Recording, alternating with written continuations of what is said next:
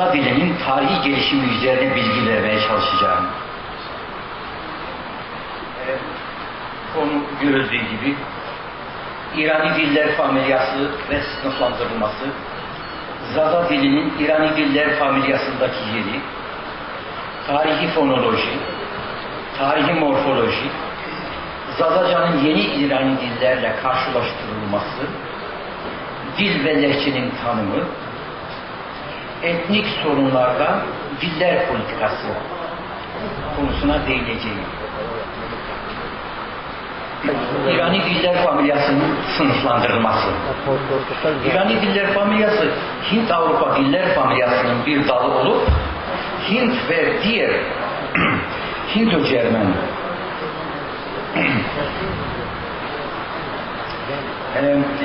Hinto-Cermen dil familyalarıyla bir tarihi dil akrabalığı vardır.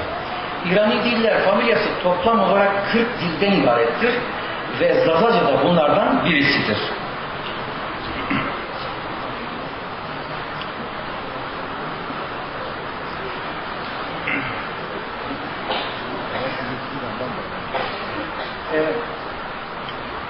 Tabloda gördüğünüz gibi eski diller, eski İrani döneme ait olan diller, Orta İrani diller ve Yeni İrani diller diye sınıflandırılıyor.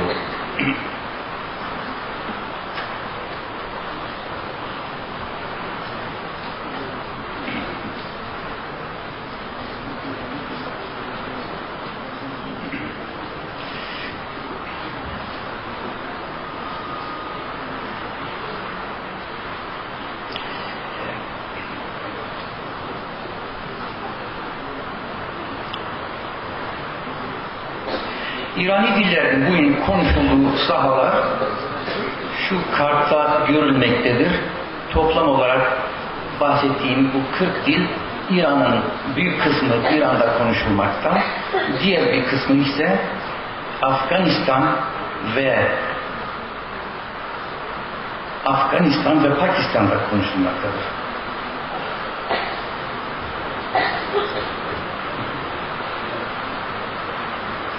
Harika. Yok, bakarız. İkinci harita çıkıyor. Bir harita daha çıkmıyor.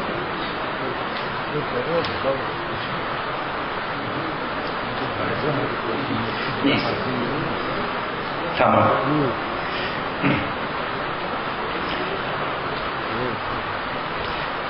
Evet.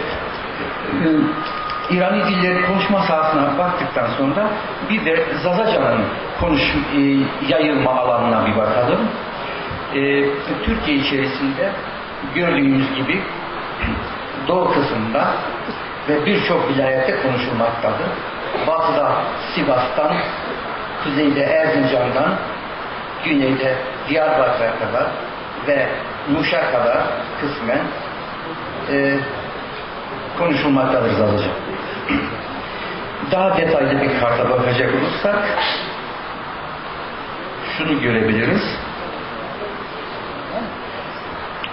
Arkada küçük görülüyor mu yoksa yeteri okunabiliyor mu?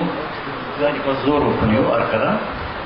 Fakat bu daha detaylı bir karttır ve hangi kazalarda konuşulduğu gösteriliyor. Bu tablo, bu harita bu yöreden gelen insanlardan bilgi edinilerek ortaya çıkarılmıştır.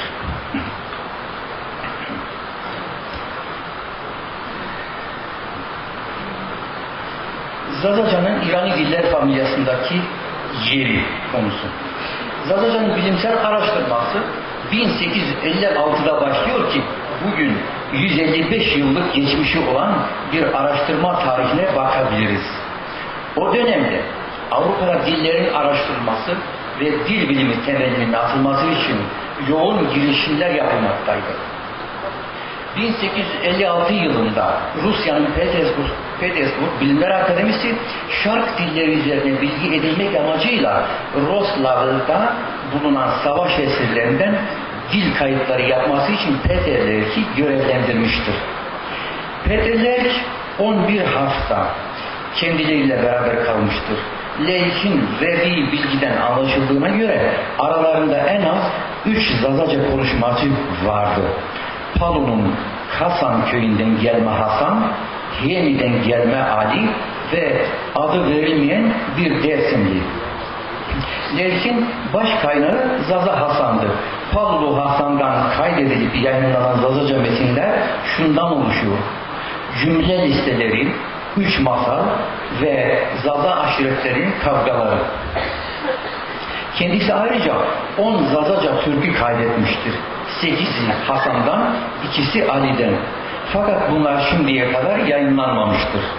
Hadank'ın ima ettiğine göre Peterler'in 3. bölümü basımı için o zaman akademikteki yetkili olan Karl Zaleman tarafından engellenmiştir. Lerk aynı zamanda metinlerden bir kelime listesi de hazırlanmış, fakat Zazaca'nın bir gramatik analizini yapmamıştır. Zazaca metinleri Rusça ve Almanca tercümesiyle Petersburg'da yayınladı.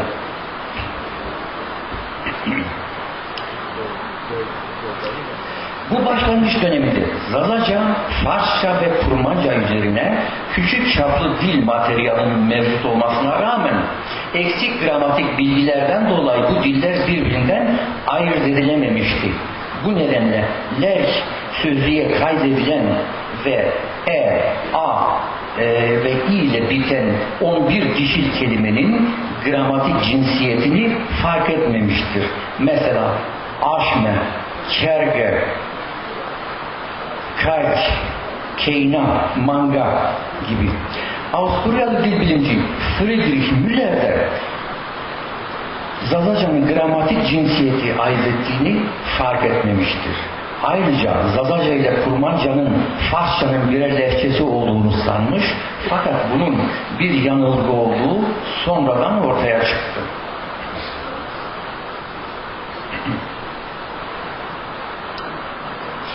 Diğer yandan Friedrich Müller incelemesinde 2 önemli tespitte bulunmuştur. Birincisi Zazaca'nın Kurmanca ile Farsça'ya karşı daha eski olduğu ve ikincisi farklı bir tarihi dil gelişiminin bulunduğu, mesela eski İrani Başve'nin Farsça ve Kurmanca'ya karşı Zazaca'da muhafaza edilmesidir. Bu ise sonraları Spiegel, Tomaşek, Geiger ve Zotsin gibi bilimciler tarafından diğer misallerle desteklenmiştir. Zaza dilinin diğer metinleri Alman arkeologu ve dil bilimcisi Albert von Lecoq tarafından yayınlandı. Lecoq, Zazaca metinleri Şam'da yaşayan ve Çermük'ten gelme Omar İbn Ali'den kaydetti ve 1903'te Berlin'de yayınladı. Kendisinin Zazaca metinleri bir kelime ve cümle listesiyle Almanca tercümeli kısa metinleri kapsamaktadır. Fakat gramatik olarak incelenmemiştir. Lerk ile Lecoq'un çalışmalarından sonra 3. dil bilimci olarak Oscar Mann 1906 yılında Zaza bölgesine geldi. Siverek ve Elazığ'da Zazaca'dan dil kayıtları yaptı.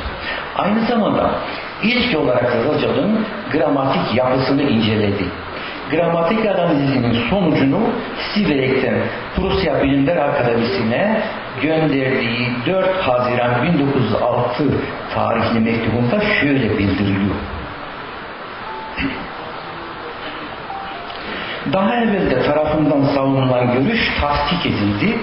Yani Zazaca'nın hiç Kürtçe olmadığı, Turfan metinlerindeki Orta Farsça'nın Kuzey lehçesinin tüm garip fiil çekimlerini burada Zazaca'da tekrar görüyorum. Mann mektuplarında yazdığına göre daha evvel Siverek'teyken Dersim'e gitmeyi de planlamış. Harput, Hozat ve Mazgirt'teki çalışmalarının ön safhası olarak kendisinin derlediği kelimelerden istifade edebilirim. 30 Haziran 4 Temmuz 1906. 2-3 gün daha burada kalacağım. Sonra Harput ve adı biraz kötüye çıkarılan dersime de daha az kalırım diye yazmış. Mezre'den, bugünkü Elazığ'dan 1-2 Ağustos 1906 tarihinde şunu yazıyor. Gelecek pazartesi 6 Ağustos'ta yaban dersime küçük bir seyahate girişeceğim. En çok 8 günlüğüne, daha bilinmeyen bir çivi yazısıyla Zaza dili içindir. Fakat Fırat'tan atıyla beraber kelekle karşıya geçerken bir kaza geçiriyor ve dönmek zorunda kalıyor. Man dersimi görme amacına ulaşamadan Harput'u terk edip Palo üzerinden Muş'a, oradan da İran ve Irak seyahatine devam edip dillerin kayıt ve analizini yaptı. Doğu Anadolu, İran ve Irak'ta kaldığı toplam 3 yıllık sürede birçok yeni İrani dilin kayıt ve analizini gerçekleştirdi.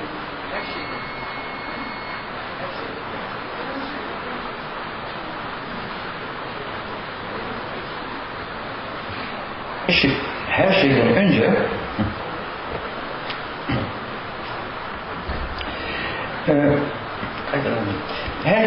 her şeyden önce Zazaca, Goranca ve Lurca'nın gramatik yapısını tanıdıktan sonra Batı İran dillerin tarihi özellikleri açıklığa kavuştu ve bunları Tacik Mund de Provins Fars, yani Fars eyaletinin Tacik ağızları adlı eserinde kuzey ve güney grupları diye ikiye ayırdı.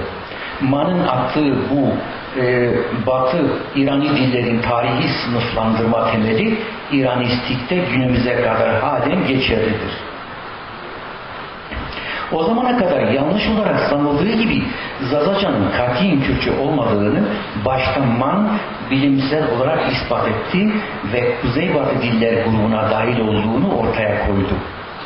İncelemesinin verdiği sonuca göre aynı zamanda o döneme kadar yine yanlış olarak Kürtçe zannedilen Guranca ile Lurca'nın da bağımsız olduğu ortaya çıktı.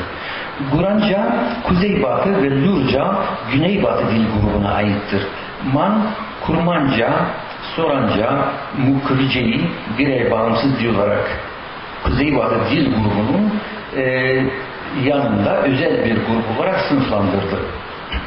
Man'ın bu sınıflandırmasını 1920'de Tedesco devraldı. Fakat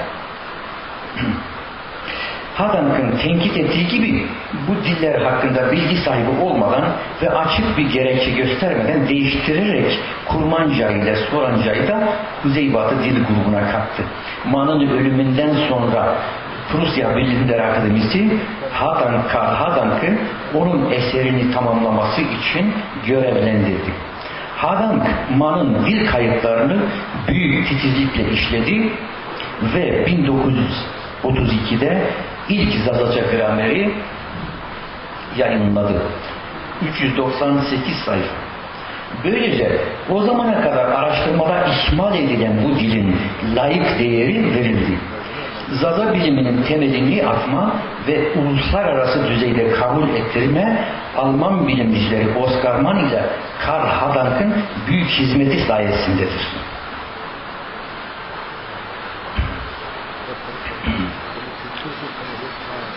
Mann'ın küçük çaplı Zazaca metinleri Hadank'a yetmedi.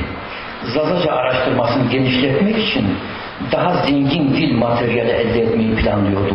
Bu amaçla 1932'de Suriye ve Irak'ta Zazaca metinleri kaydetmek için bir bilimsel araştırma seyahatine girişti. Fakat yanlış bir kılavuzun tuzağına düştüğünü önceden bilemezdi. Yani Zazalara karşı olan Kürt politikacısı Celadet Bedirhan'ın rastlaması.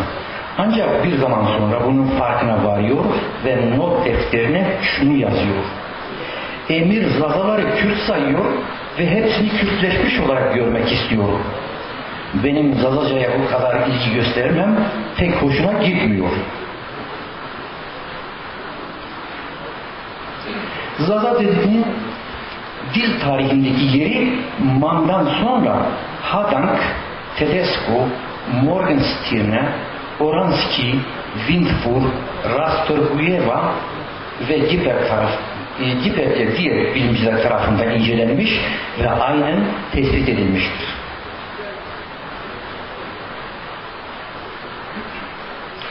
Zaza dilinin araştırma tarihinden Selcan gramerinde detaylı olarak bahsetmektedir. Kuzey Avesçe ile Güney Avesçe arasındaki önemli ayrıklara geliyoruz. Batı İran dillerinin kuzey ve güney sınıflandırması vardır.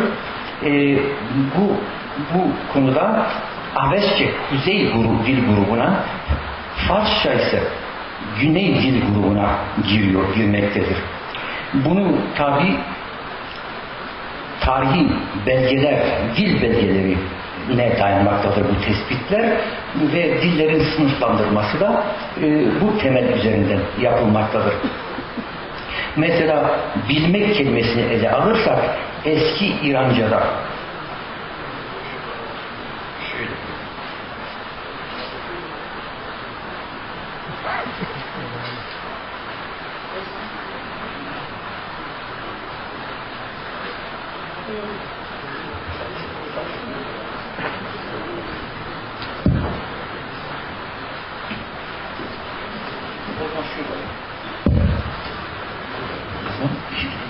evet.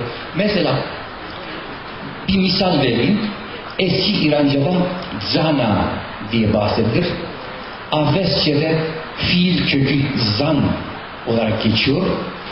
Eski Farsça'da dan, yani bilmek fiilinin köküdür. Orta Farsça'da dan, Partça'da zan, Zazaca'da zandır. Zanayene. Yeni Farsça dan ve mastarı danestan.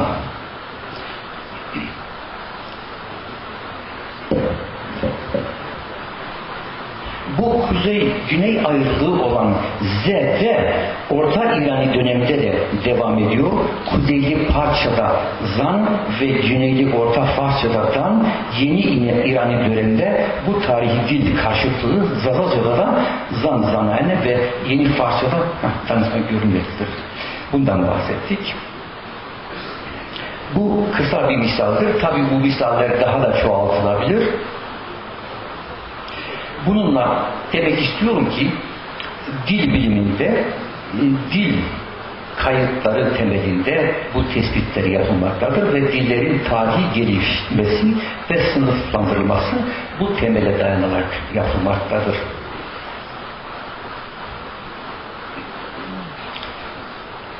Şu tabloya da bir göz atarsak burada da bazı misalleri görebiliriz.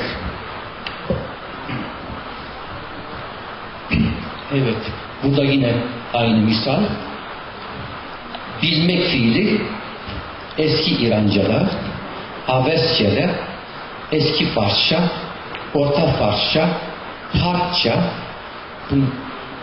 Partça'da Orta İrani dillerden sayılıyor ve Zazaca'da da günümüzde zan ve zanayne olarak geçiyor. Yeni Farsça'da şu şekildedir.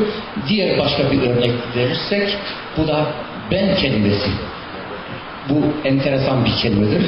Eski İranca'da adam, Avesçe'de azem, Farsça'da adam. Orta Farsça'da bir değişiklik oluyor. Fakat Partça'da az olarak kalıyor.